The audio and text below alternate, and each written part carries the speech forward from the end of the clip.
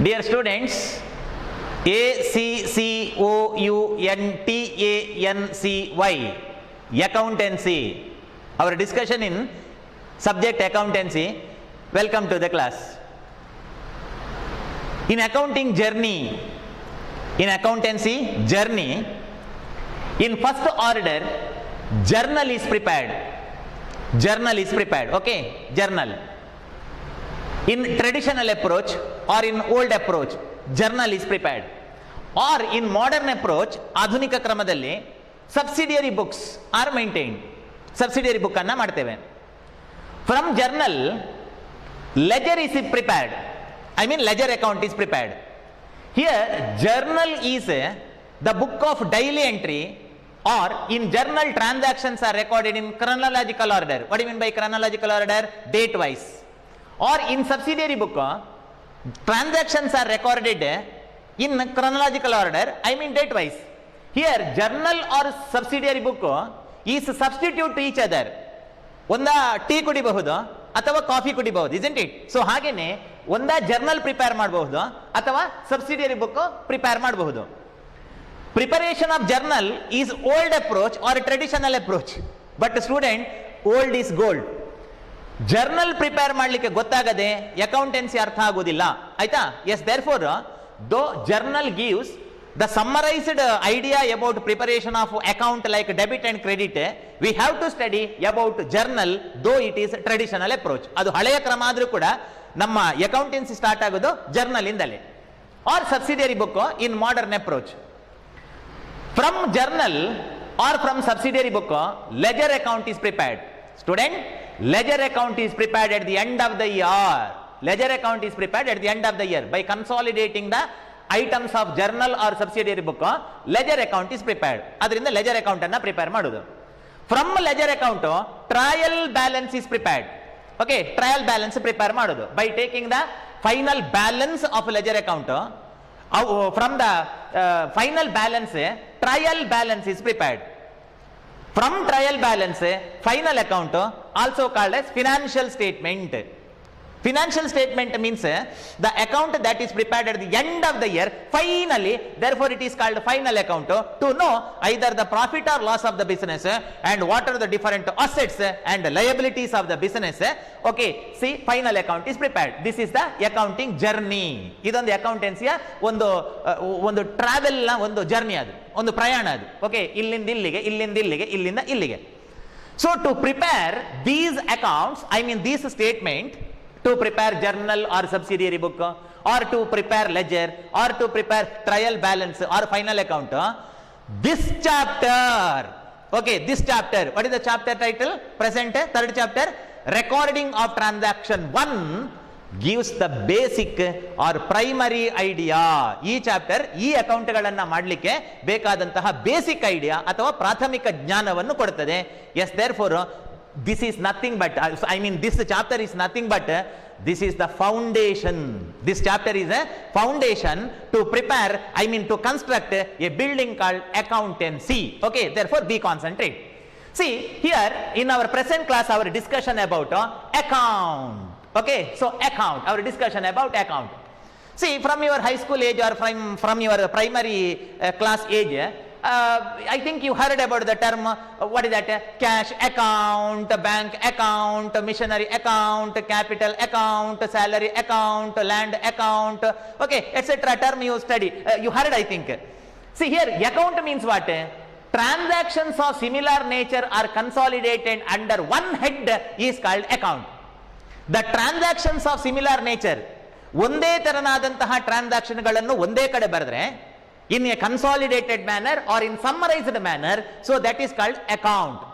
For example, all cash transactions are recorded in one place, I mean one page in folio. Folio means either the book of journal or either the page of ledger, so that is called folio. Each page, each ಪ್ರತಿ ಪುಟಗಳನ್ನ account ಮಾಡುವ ಬುಕ್ಕಿನ ಪ್ರತಿ ಪುಟಗಳನ್ನ folio ಅಂತ ಕರೆಯುವಂತದ್ದು. Okay, each page, it may be the page of a journal or it may be the ledger. So, whenever the transactions of similar nature are consolidated or recorded, summarized in one folio, what do you mean by folio? Page. Okay, ಒಂದು page ಅಲ್ಲಿ ಅದನ್ನು consolidate ಆಗಿ ಬರೆದ್ರೆ, so that is called account. So, transactions of similar nature, ಒಂದೇ ತರನಾದಂತಹ ಟ್ರಾನ್ಸಾಕ್ಷನ್ಗಳು. For example, all banking transactions are recorded in one place. What is that? All banking transaction, deposited to bank and withdraw from bank, deposited to bank, withdraw from bank, deposited to bank, withdraw from bank, in analytical order. What do you mean by analytical order? Summarized order. If the transactions are recorded in summarized order in one place or in one folio, that is called account. For example, a business used to sell the goods regularly. ಒಂದು business ನಿರಂತರವಾಗಿ ವಸ್ತುಗಳನ್ನು sale ಮಾಡ್ತಾ ಇರ್ತದೆ. The total sale in a year, if it is recorded in one folio or in one page or in one place in a journal or ledger, so that is called accounts. ಅದನ್ನ account ಅಂತ ಹೇಳುವಂಥದ್ದು. For example, ಬಾಳೆ ಗೊನೆಯಲ್ಲಿ ಬೇರೆ ಬೇರೆ ಕಾಯಿಗಳಿರ್ತದೆ. ಆ ಬಾಳೆಗೊನೆಯ ಎಲ್ಲ ಕಾಯಿಗಳು ಒಟ್ಟಿಗೆ ಇದ್ರೆ ಅದನ್ನೇನು ಕರಿತೀರಿ ನೀವು? ಬಾಳೆಯ ಗೊನೆ ಅಂತ ಹೇಳ್ತೀರಿ, isn't it? ಅದೇ ತರ ಈ ಕಡ್ಡಿಗಳು ಬೇರೆ ಬೇರೆ ಬೇರೆ ಇದ್ರೆ ಅದನ್ನೆಲ್ಲ ಒಟ್ಟು ಮಾಡಿದ್ರೆ ಆ ಕಡ್ಡಿಗಳನ್ನು ಅದನ್ನು ನೀವು ಪೊರಕೆ ಅಂತ ಕರಿತೀರಿ ಅಲ್ವಾ? ಸೊ ಹಾಗೆಯೇ ಯಾವಾಗ ಒಂದು ಹಲವು ಟ್ರಾನ್ಸಾಕ್ಷನ್ಗಳನ್ನು, when the so many transactions are consolidated or summarised in one folio or in one page, so that is called account. Each account gives the summarized information of a particular transaction along with the net balance. Account gives the summarized information of a particular transaction along with the net balance. What is that? What is that net balance? For example, in the case of cash account, what are the cash receipts? What are the cash payment? And how much net balance is there in the drawer? ಒಂದು ಡ್ರಾವರಿಗೆ ಬಂದಂತಹ ಹಣ ಎಷ್ಟು, drawer ಇಂದ ಹೋದಂತ ಹಣ ಎಷ್ಟು, final ಅಲ್ಲಿ ಉಳಿದದ್ದೆಷ್ಟು. Okay, how much net balance is there in the form of cash in hand. Okay, so that is to be calculated or identified by the preparation of account. In other words, transaction means, sorry, account means it is a family of a particular type of transaction. ಈಗ ನಾನು ನನ್ನ ಭಾಷೆಯಲ್ಲಿ ಹೇಳೋದಾದ್ರೆ ಒಂದೇ ತರನಾದಂಥ transaction ಒಂದು family, ಒಂದು ಕುಟುಂಬ ಅದು. ಓಕೆ, ಎಲ್ಲವೂ ಕ್ಯಾಶ್ ಟ್ರಾನ್ಸಾಕ್ಷನ್, ಅದರ ಒಂದು ಕುಟುಂಬ, ಅದೊಂದು ಕನ್ಸಾಲಿಡೇಟ್ ಆಗಿದ್ರೆ that is called cash account. And payment of salary, okay, in January, February, March, April, May, June, etc. Okay, business used to give salary. If transactions of similar nature, I mean salary payment, is clubbed or if it is consolidated or it is grouped in one page or in one folio, that is called salary account. ಹಾಗಾದ್ರೆ salary account ಅಂದ್ರೆ ಏನು? ಬೇರೆ ಬೇರೆ ತಿಂಗಳಲ್ಲಿ salary ಕೊಟ್ಟ ಟ್ರಾನ್ಸಾಕ್ಷನ್ಗಳ ಒಂದು family, ಅದು ಒಂದು ಕುಟುಂಬ ಆಫ್ ಎ ಸೇಮ್ ನೇಚರ್. ಆಯ್ತಾ? So anyhow, an account maintained in the ledger has two sides. Student, in journal account is not prepared. Okay, in journal account is not prepared, or in subsidiary book account is not prepared. What are the transactions what are the transactions of a business that is just recorded in date wise? That's all. At the end of the year, transactions are consolidated and summarized in the ledger account. So account is prepared in ledger. ಹಾಗಾಗಿ ನೋಡಿ ಇದನ್ನು leisure account ಅಂತ ಕರೆಯೋದು. Okay, ಅದನ್ನು journal ಅಥವಾ subsidiary book, that is just book, not the account. Okay, so here in ledger transactions are consolidated or summarised. I mean accounts are prepared in ledger. Okay, so ledger account maintained in the ledger has two sides in the pattern of T, English T. ಆಯ್ತಾ? For example, ಸಾಮಾನ್ಯವಾಗಿ ನೋಡಿ, ಸಾಮಾನ್ಯವಾಗಿ ಅಲ್ಲ, ಯಾವಾಗಲೂ ಕೂಡ English T ಸಾಮಾನ್ಯ ಈ ತರ ಇರುತ್ತೆ, English T. Okay, so like this it is T. Okay, so ಹೀಗೆ ಮತ್ತೆ ಹೀಗೆ. So account also in this pattern. So ಈ ಪ್ಯಾಟರ್ನ್ ಅಲ್ಲಿ ಇರ್ತದೆ account. And such a pattern in T there are two sides. Okay, in this pattern there are two sides. Okay, one left hand side, another one is right hand side. So here left hand side means this side. Okay, one student, left hand side means this side. Okay, whenever we face to the account, then the left hand side means this side. Okay, so this side is called debit and this side is called credit. I mean the left side, this side, left side, this side, here, left side is called debit, okay, and right hand side called credit. Dhim, kitta, takka, tarri, kitta, takka. So like that, two side, one debit side, another one is credit side. Student, which side is debit side? Whenever we are faced to the account, the left hand side is called debit and right hand side called credit. If so, the conclusion is that account content two side, ಅಕೌಂಟಿಗೆ ಎರಡು side ಉಂಟು ಅಂತ ಆಯ್ತು, debit side and credit side. To which side we are required to write the receipt and which side we have to write payment. Okay, that is to be studied in the later part of this slide. Okay, by necessary rules of debit and credit. Yes, anyhow, account, it is in the pattern of T. It contains two sides, left hand side and right hand side. Left hand side called debit and right hand side called credit. In the next slide, yes, let us watch example for the account. Okay, one example annu noda. Okay, let us study one example for account. Yes, this is cash account. Okay, idu cash account. This is cash account. See, account, it is the pattern of English T. Okay, so this side, I mean this left hand side is called debit. See here, debit. And this side, I mean right hand side, that is called credit. And this is the margin. Okay, so this is the margin of debit. Okay, this side, this off is a debit and this off is a credit. This is the consolidated information of a cash transaction. For example, in the month of May. Okay, this is the transaction consolidated in the month of May. Say, in the month of May, owner invests the capital, to capital. Okay, he invests the capital, to capital 8,000. Means in debit side, as per the rule of account, what is the rule of account? 1 minute, I will explain the later part of the same chapter. Ide chapter alli naan heltene accounting rule. What are the item to be debited and what are the item to be credited? Yes, anyhow, in debit side, in cash account, we have to write all cash receipts. Remember, illella cash receipt bartade, illella cash payment ಆಗ್ತದೆ. ಹಾಗಾದ್ರೆ cash account ಅಂದ್ರೆ ಏನು ಮಕ್ಕಳೇ? This is the family of cash transaction. Okay, ಇದು cash transaction ಒಂದು ಕುಟುಂಬ ಇದ್ದ ಹಾಗೆ. Means all those cash transactions of a particular month or year is consolidated in one folio.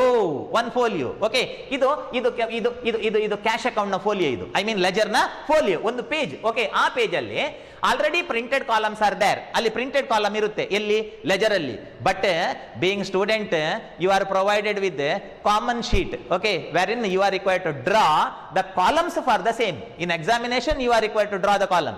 If you purchase a ledger from market, it contain printed columns. Okay, ಅದರಲ್ಲಿ printed column ಇರ್ತದೆ ನೀವು shop ಇಂದ leisure ತಗೊಂಡ್ರೆ. But exam ಅಲ್ಲಿ ನಿಮಗೆ ಕೊಡುವಂತದ್ದು paper ತಾನೆ. Okay, so ಹಾಗಾಗಿ on which you are required to write, I mean draw the column about a ledger and its column. Okay, I will explain later part of this chapter. But here my attempt is to convince you how account appear. Okay, ಒಂದು account ಹೇಗಿರ್ತದೆ ಅಂತ ನಿಮ್ಮನ್ನು convince ಮಾಡುವಂತಹ ಪ್ರಯತ್ನ ನಾನು ಮಾಡ್ತಾ ಇದ್ದೇನೆ. This is cash account, this is capital investment, cash comes in. This is sales, through sales cash comes in. This is bank loan taken, cash comes in. Bank loan taken, ಬ್ಯಾಂಕಿನಿಂದ loan ತಗೊಂಡದ್ದು, ಬ್ಯಾಂಕಿನಿಂದ loan ತಗೊಳ್ಳೋದಂದ್ರೆ cash ಬರುದು, cash comes in. This is commission received, cash comes in. Yes, these are four transactions through which business receives cash. 8,000, 4,000, 9,000, 1,000 are the various cash receipts through capital, sales, bank loan, commission respectively on May 1st, May 4, May 9, May 12 respectively. Yes, these are the three payments, student. These are the three payments in credit side. Okay, credit side various payments. What is that? May 5 purchase. Okay, purchase ಗೆ ನಾವು cash ಕೊಟ್ಟಿದ್ದೇವೆ, payment. And May 7 rent payment. See here, rent paid 2,000 payment.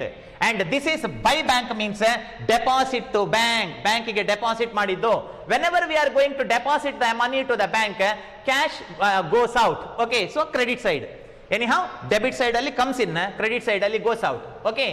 So, and further, its total comes in is 22,000. Total comes in is 22,000 minus 11,000 minus. These three payment, and remaining 11,000 nothing but final cash balance available in the business. I mean drawer.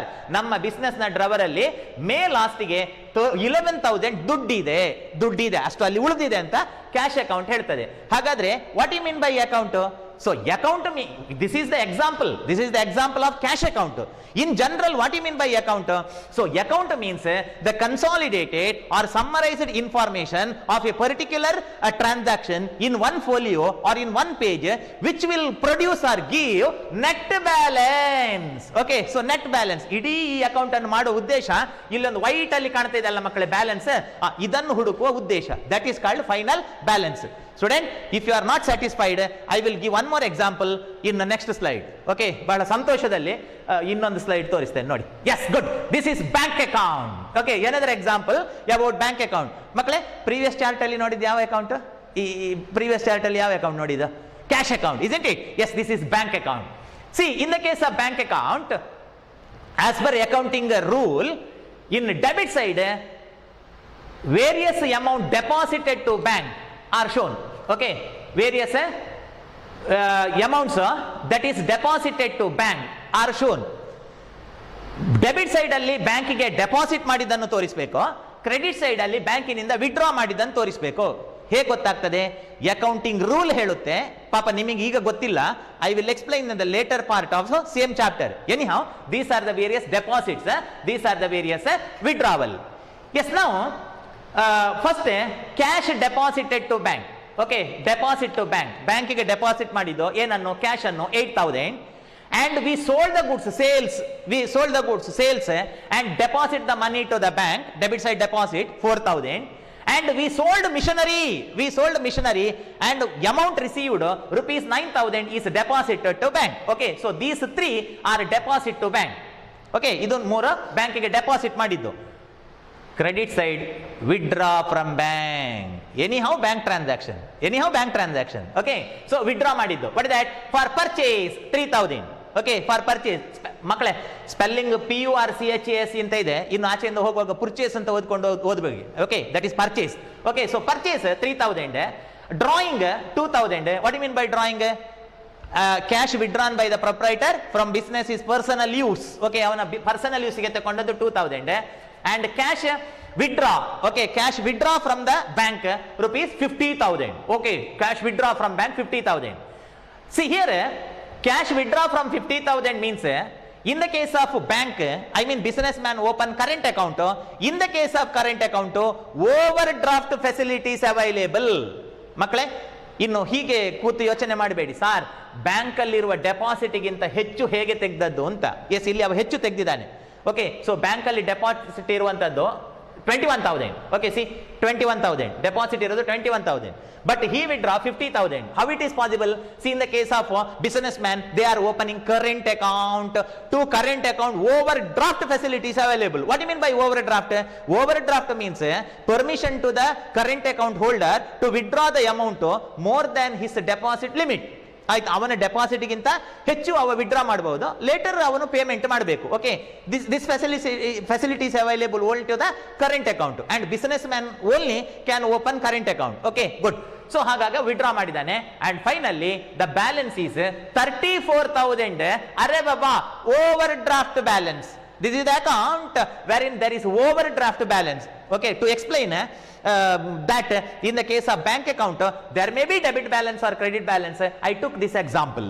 Okay, bank ಅಲ್ಲಿ debit balance ಇರಬಹುದು, credit balance ಇರಬಹುದು. ಅದನ್ನು ಹೇಳಲಿಕ್ಕೆ ನಾನು ನಿಮಗೆ ಈ example ತಗೊಂಡದ್ದು. Student, here credit balance is there. What you mean by credit balance?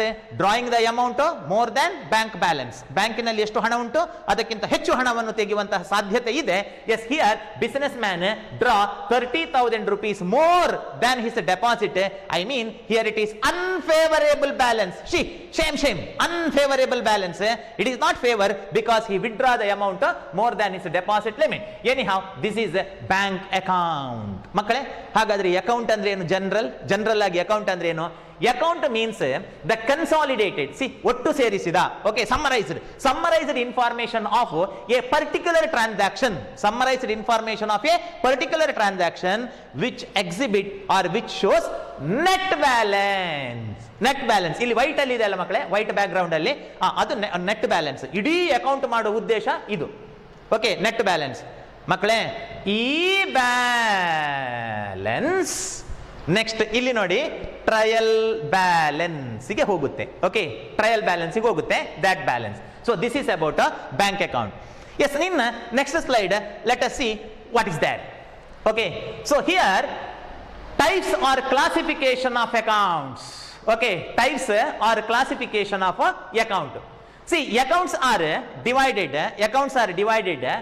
various types on the basis of two approach. Okay, two approach. One English approach, another one is American approach. Okay, ಎರಡು ಅಪ್ರೋಚ್ಗಳಿದೆ English account ಅನ್ನು classification ಮಾಡಿದ.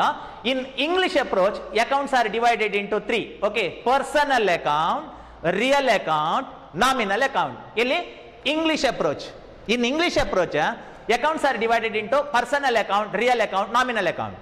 See, if you say salary account, wages account, commission account, rent account, land account, building account, drawing account, capital account, debtor account, creditor account, bills receivable, whatever the account it may be, it is of 3 types. ಯಾವುದಾದ್ರೂ ಒಂದು ಗ್ರೂಪಿಗೆ ಬರುತ್ತೆ. ನಾನೀಗ ಬೇರೆ ಬೇರೆ account ಹೇಳಿದೆ ಅಲ್ವಾ, ಈ ಮೂರರಲ್ಲಿ ಯಾವುದಾದ್ರೂ ಒಂದು ಗ್ರೂಪಿಗೆ ಬರುತ್ತೆ. Okay, in English approach accounts are divided into 3 personal accounts, another one is a real account, another one is nominal account. Under American approach, accounts are divided into 5. Okay, accounts are divided into 5. Assets account 1, liabilities account, capital account, income account, and expenses account. So in this chart, what is the conclusion? Accounts are divided into various types on 2 bases or 2 approach. One English approach, another one is a American approach. In English approach, accounts are divided into 3: personal, real, nominal.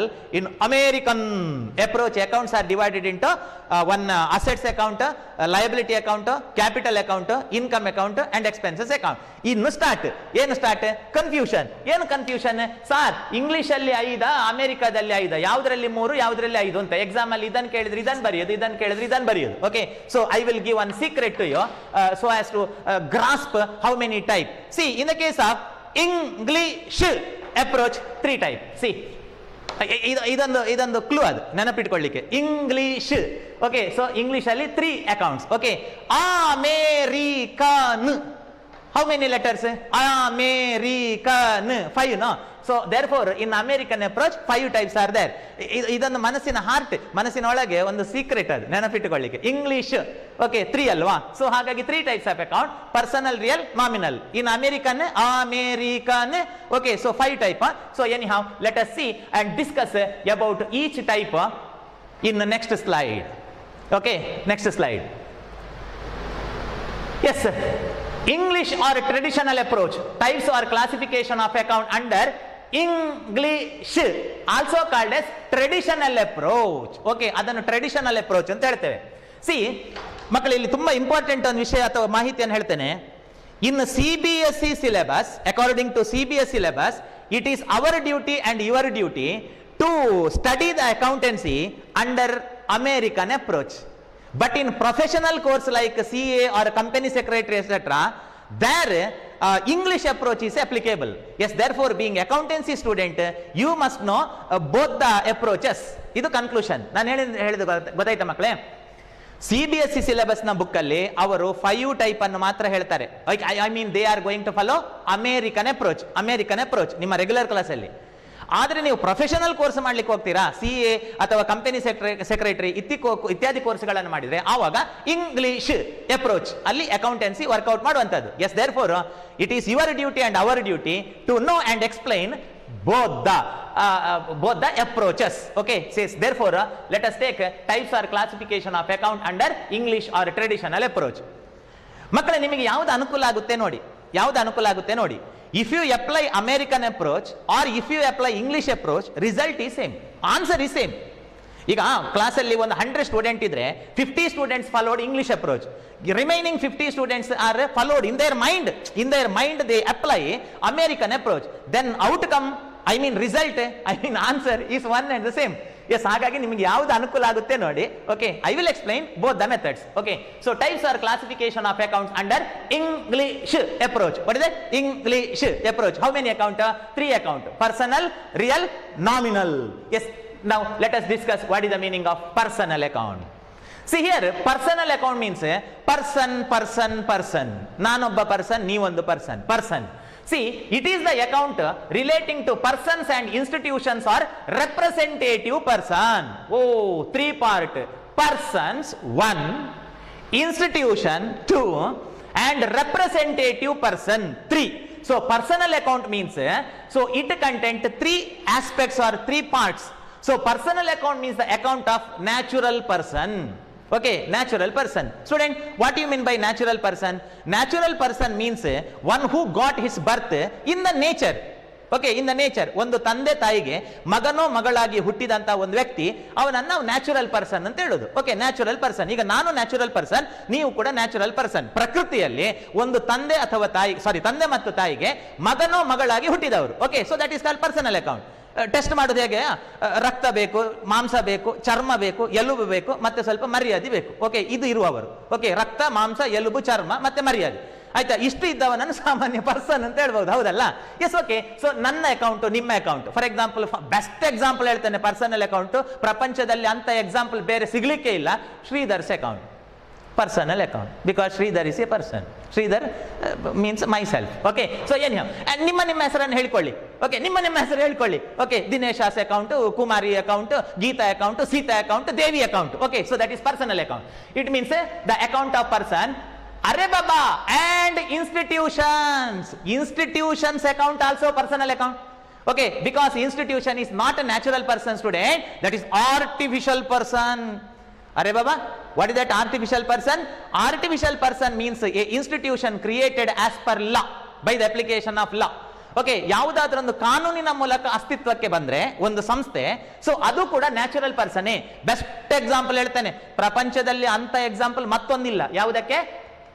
Representative person, I mean institutions. Vivekananda PU college account. Vivekananda PU college account is the best example for personal account under the category of institution. ಹಾಗಾದ್ರೆ ಏನ್ ಗೊತ್ತಾಯ್ತು ನಿಮಗೆ ಇಷ್ಟೊತ್ತಿಗೆ? Sridhar's account also a personal account, because Sridhar is a natural person. Vivekananda PU college is also a institution. Okay, I mean personal account. And representative person, yes, third category, or representative. ಇದು ಸ್ವಲ್ಪ ಕಷ್ಟ. See, representative means, representative account means, representative person means, see, one value. ಅರ್ಥ ಮಾಡ್ಕೊಳ್ಳಿ, ಒಂದು value. ಆ ವ್ಯಾಲ್ಯೂವಿನ ಹಿಂದೆ ಒಬ್ಬ ವ್ಯಕ್ತಿ ಇದ್ದಾನೆ. ಒನ್ ವ್ಯಾಲ್ಯೂ, ಅದರ ಹಿಂದೆ ಒಬ್ಬ ವ್ಯಕ್ತಿ ಇದ್ದಾನೆ. ಆ ವ್ಯಾಲ್ಯೂಗೂ ಆ ವ್ಯಕ್ತಿಗಿರುವ ಸಂಬಂಧವನ್ನು ಕಟ್ ಮಾಡ್ಲಿಕ್ಕೆ ಅಥವಾ ಸಪರೇಟ್ ಮಾಡ್ಲಿಕ್ಕೆ ಸಾಧ್ಯ ಇಲ್ಲ. That value and that person have one unseparatable relation. ಬೇರ್ಪಡಿಸಲಾಗದಂತಹ ಒಂದು ಸಂಬಂಧ ಇದೆ. Okay, for example imagine that one proprietor invest capital. Okay, one proprietor in the time of commencement of business he invest this capital. Remember that this is the capital. ಇದು capital ಅಂತ ಅನ್ಕೊಳ್ಳಿ. Okay, so owner invest the capital. Owner invest the capital of 5 lakh. ಈ 5 lakhಗೂ ಇದನ್ನು invest ಮಾಡಿದ person ಇದ್ದಾನಲ್ಲ, ಇದರ ಹಿಂದೆ ಒಬ್ಬ ಪರ್ಸನ್ ಇದ್ದಾನಲ್ಲ. Student, what ever the amount invested is called capital. Okay, that is called ಬಂಡವಾಳ ಆರ್ ಕ್ಯಾಪಿಟಲ್. ದೋ that amount is invested by the proprietor, in the end of the business, it is the obligation of business to return the amount to the owner. ಓನರಿಗೆ ಆ ಹಣ ವಾಪಸ್ ಸಿಗಬೇಕು. ಮಕ್ಕಳೇ, owner ಹಾಕಿದಂತ ಬಂಡವಾಳ ವಾಪಸ್ ಅವನಿಗೆ ಸಿಗದಿದ್ರೆ ಏನ್ ಮಾಡ್ತಾನೆ? ಅವ 1.5 ಮೀಟರ್ ಹಗ್ಗ ತೆಕೊಂಡು ಎಲ್ಲಿ ಫ್ಯಾನ್ ಉಂಟು ಅಂತ ಹುಡುಕಿಕೊಂಡು ಪ್ರಾಣ ಬಿಡ್ತಾನೆ. ಸೊ ಹಾಗಾಗಿ ಈ ಅಮೌಂಟ್ ಅವನಿಗೆ ಸಿಗಲೇಬೇಕು. ಹಾಗಾದ್ರೆ ಕ್ಯಾಪಿಟಲ್ ನ ಹಿಂದೆ ಯಾರಿದ್ದಾನೆ? ಓನರ್ ಇದ್ದಾನೆ. ಓನರಿಗೂ ಕ್ಯಾಪಿಟಲ್ ಇರುವ ಸಂಬಂಧವನ್ನ ಕಡಿದು ಹಾಕ್ಲಿಕ್ಕಾಗುವುದಿಲ್ಲ. ಹಾಗಾದ್ರೆ ಇದರ ಹಿಂದೆ ಒಬ್ಬ ವ್ಯಕ್ತಿ ಇದ್ದಾನೆ, isn't it? ಹಾಗಾಗಿ capital personal account, because capital represent owner. Capital represent owner. Okay, so capital also a personal account. ಹಾಗಾದ್ರೆ ಏನು conclusion? Sridhar personal account, Vivekananda PU college account personal account, capital personal account under the category of representative. On the other hand, remember that this is the bank loan. ಇದು bank loan ಅಂತ ಅನ್ಕೊಳ್ಳಿ, ಒಂದು loan. Whenever bank grant the loan amount ₹1 lakh, and one who borrow the loan amount and that person's relation is not possible to separate. ಆ ವ್ಯಕ್ತಿಗೂ ಆ ಮೊತ್ತಕ್ಕೂ ಇರುವ ಸಂಬಂಧವನ್ನು ಕಡಿಲಿಕ್ಕೆ ಆಗುವುದಿಲ್ಲ. ಅದರ ಹಿಂದೆ ಅವ ಇದ್ದಾನೆ, because loan is borrowed by the borrower. Bank not separate the relation between cash and owner, one who borrowed. Okay, loan borrower, ಆ ಲೋನ್ ಬಾರೋವರ್ ಇದ್ದಾನಲ್ಲ, ಲೋನ್ ತಕೊಂಡವ, ಅವನಿಗೂ ಅದರ ಹಿಂದೆ ಒಬ್ಬ ಪರ್ಸನ್ ಕಾಣ್ತಾನೆ ಅಂತ, ಪರ್ಸನ್ ಕಾಣ್ತಾನೆ. Yes, therefore loan also a personal account big under the representative person category. Capital ನ ಹಿಂದೆ ಓನರ್ ಇರ್ತಾನೆ, ಲೋನಿನ ಹಿಂದೆ ಒಬ್ಬ ವ್ಯಕ್ತಿ ಇರ್ತಾನೆ, ಲೋನ್ ತಕೊಂಡವ, ಆ ಮೊತ್ತಕ್ಕೂ ಆ ವ್ಯಕ್ತಿಗೂ ಪರ್ಸನ್ನಿಗೂ ಇರುವ ರಿಲೇಷನ್ ಅನ್ನ ಬೇರ್ಪಡಿಸಲಿಕ್ಕಾಗುವುದಿಲ್ಲ. Okay, it is a tied relation is that. 1 minute, ಚಂದ ಹೇಳ್ತಾನೆ. Loan is bind the loan borrower. Am I correct? It bind. What do you mean bind? Legally bind. Okay, the loan borrower. Capital legally bind the owner because owner invests the capital. Therefore, capital account is personal account. Loan account is personal account. So many other examples are there which I used to display in the later chart. Okay, in later chart or in later slide. So anyhow, what do you mean by personal account? It is the account relating to the persons and institutions or representative person. 3 part ಬೇಕು meaning ಅಲ್ಲಿ 3 part ಬರಲೇಬೇಕು. ಒಂದು persons ಅಂದ್ರೆ natural person, ಆಯ್ತಾ, natural person. ಎರಡನೇದು institution, okay, institutions account. And third one representative persons with whom business has dealings. Okay, business has dealings. And personal account may be, let us see in the next slide. Personal account may be, slide ನೋಡಬೇಕು ಅಂತಲೇ ಇಲ್ಲ, ನಮಗೆ already ಗೊತ್ತುಂಟು. Okay, personal account content 3 part. Okay, 1 natural person like, ನನ್ನ ಹೆಸರು ಬಿಟ್ಟು ಹೋಗಿದೆ ಅಷ್ಟೇ, Arun account. Okay, Arun account. And Kumar account, Sita account, Geeta account. ಇನ್ನು ಪ್ರಪಂಚದಲ್ಲಿ ಎಷ್ಟು ಕೋಟಿ ಜನಸಂಖ್ಯೆ ಉಂಟು ಅದರದ್ದೆಲ್ಲ ಕೂತ್ಕೊಂಡು ಬರೀರಿ, ಆಯ್ತಾ, ನೋಟ್ಸ್ ಅಲ್ಲಿ. ಓಕೆ, ಅದೆಲ್ಲ personal account. Okay, what do you mean by natural person? Natural person means one who got his birth being son or daughter to a particular parent. ಒಂದು ತಂದೆ ತಾಯಿಗೆ ಮಗನಾಗಿ ಹುಟ್ಟಿದಂತಹ ಒಂದು ವ್ಯಕ್ತಿ. Okay, so natural person. ಎರಡನೇದು artificial or institutions like, ಉಂಟಲ್ಲ, good, ಜೈ ಭೋಲೋ ಭಾರತ್ ಮಾತಾ ಕಿ, ವಿವೇಕಾನಂದ PU ಕಾಲೇಜ್ ಅಕೌಂಟ್ ಉಂಟು. ಇದು institution. So artificial or representative person, ಕೃತಕ ವ್ಯಕ್ತಿ. ಮಕ್ಕಳೇ, ಕೃತಕ ವ್ಯಕ್ತಿ ಅಂದ್ರೆ ಪ್ರಕೃತಿಯಲ್ಲಿ ಹುಟ್ಟಿದ್ದಲ್ಲ, ಒಂದು ಕಾನೂನಿನ ಮೂಲಕ ಹುಟ್ಟಿಕೊಂಡದ್ದು. Okay, so for example Vivekananda PU college, okay, is establish as per education law. Okay, and Canara bank. Okay, Canara bank institution, I mean personal account. Janata hotel account ಅಥವಾ Hariprasad hotel account, so that is a institution, ಅದೊಂದು ಸಂಸ್ಥೆ, I mean ಒಂದು personal account. And MESCOM account. Okay, MESCOM account or it may be Indian government account or Karnataka government account or the various institutions. Okay, are the various institutions. I mean that is personal account. Vivekananda Vidyavardhaka Sangha account. Okay, that is a artificial person. I mean person, that is personal account. And third one, representative person. ಏನು ಮಕ್ಕಳೇ representative person ಅಂದ್ರೆ a value, ಒಂದು ಮೊತ್ತ, ಒಂದು ಹಣ, ಆ ವ್ಯಾಲ್ಯೂಗೂ ಆ ಒಂದು ಅಮೌಂಟಿಗೆ ಇರುವ ರಿಲೇಷನ್ ಅನ್ನ ನಮಗೆ ಕಟ್ ಮಾಡ್ಲಿಕ್ಕೆ ಆಗುದಿಲ್ಲ. Okay, 1 minute, I will explain with better example as far as representative person. In your business one clerk is there. ನಿಮ್ಮ ಬಿಸಿನೆಸ್ ನಲ್ಲಿ ಒಬ್ಬ ಕ್ಲರ್ಕ್ ಇದ್ದಾನೆ, mister Santosh. You paid salary to him. ಅವನಿಗೆ ನೀವು ಸ್ಯಾಲರಿ ಕೊಟ್ಟಿದ್ದೀರಿ, ಅವ ಸಂತೋಷದಿಂದ ತೆಕ್ಕೊಂಡು ಹೋಗ್ತಾನೆ. ಮತ್ತೆ ನಿಮಿಗೂ ಸಂತೋಷನಿಗೂ ಸಂಬಂಧವೇ ಇಲ್ಲ, ಅದು ಪರ್ಸನಲ್ ಅಕೌಂಟ್ ಅಲ್ಲ. ಪರ್ಸನಲ್ ಅಕೌಂಟ್ ಅಲ್ಲ. Because you have to pay salary, you paid off. ನೀವು ಕೊಟ್ಟು ಬಿಟ್ಟಿದ್ದೀರಿ, ಅವತ್ತೆಕೊಂಡು ಸೀದಾ ಹೋಗ್ತಾನೆ ಕಾರಿಡಾರ್ ಅಲ್ಲಿ ಉದ್ದಕ್ಕೆ. ಓಕೆ, ಸೊ ಅವು ಹೋಯ್ತು, ಅವನಿಗೂ ನಿಮಗೂ ಸಂಬಂಧ ಇಲ್ಲ. On the other hand, outstanding salary. Student, outstanding salary, do you know what is outstanding salary? Outstanding salary means you have to pay salary but you not paid it. ನೀವು ಕೊಡಬೇಕಿತ್ತು, ಅವ service ಕೊಟ್ಟಿದ್ದಾನೆ, ನೀವು ಕೊಡಬೇಕಿತ್ತು, ನಿಮಗೆ ಕೊಡ್ಲಿಕ್ಕಾಗಲಿಲ್ಲ, ನಿಮ್ಮ ಬಿಸ್ನೆಸ್ಸಿಗೆ ಕೊಡ್ಲಿಕ್ಕಾಗಲಿಲ್ಲ. That is called outstanding salary. Outstanding salary of rupees 35,000 and your clerk Santosh is concerned, it is not possible to separate the relation because that 35,000 represent Santosh, your clerk. ಅವದನ್ನು ರೆಪ್ರೆಸೆಂಟ್ ಮಾಡ್ತಾನೆ, ಅವದನ್ನು ಕೇಳ್ತಾನೆ. ಆ 35,000 ನೀವು ಕೊಡಬೇಕಿತ್ತು ಮಕ್ಕಳೇ, ನಿಮಗೆ ಕೊಡ್ಲಿಕ್ಕೆ ಆಗಲಿಲ್ಲ, ಆಯ್ತಾ, ಕೊಡ್ಲಿಕ್ಕೆ ಆಗಲಿಲ್ಲ ಅವನಿಗೆ. 35,000 ಅವನಿಗೆ ಕೊಡ್ಲಿಕ್ಕೆ ಆಗಲಿಲ್ಲ. So whenever A salary is not paid, then there is the relation between that amount and that clerk. It is not possible to separate the amount. ಇದಕ್ಕೂ ನಿನಗೂ ಸಂಬಂಧ ಇಲ್ಲಯ್ಯ, ಹೋಗಯ್ಯ ಅಂತ ಹೇಳಲಿಕ್ಕೆ ಆಗುವುದಿಲ್ಲ, ಹೌದಲ್ಲ? ಸೊ ಹಾಗಾಗಿ that is representative person. What is that? Outstanding salary, that is representative person. ಮಕ್ಕಳೇ, ಯಾವುದು representative person ಅಲ್ಲ? Salary representative person ಅಲ್ಲ. Whenever you pay the salary, payment is over. Whenever payment is over, that amount not represent him. Okay, ಅದನ್ನು ಅವ ತಗೊಂಡಿದ್ದಾನೆ, ಆ ಮೊತ್ತಕ್ಕೂ ಅವನಿಗೂ ಸಂಬಂಧವೇ ಇಲ್ಲ, ನಮಗೂ ಅವನಿಗೂ ಸಂಬಂಧವೇ ಇಲ್ಲ. Outstanding salary, outstanding commission, outstanding interest, outstanding rent. 1 minute, ನೀವು ರೆಂಟ್ ಬಿಲ್ಡಿಂಗ್ ಅಲ್ಲಿ ಬಿಸ್ನೆಸ್ ಮಾಡ್ತಾ ಇದ್ದೀರಿ, you not paid the rent of previous month, that is called outstanding rent. That outstanding rent represent the owner. Okay, that represent the owner, I mean landlord. Therefore outstanding salary is a representative person. Okay, and further it is natural person, or it may be artificial person or representative person. A second one, real account. Okay, so real account.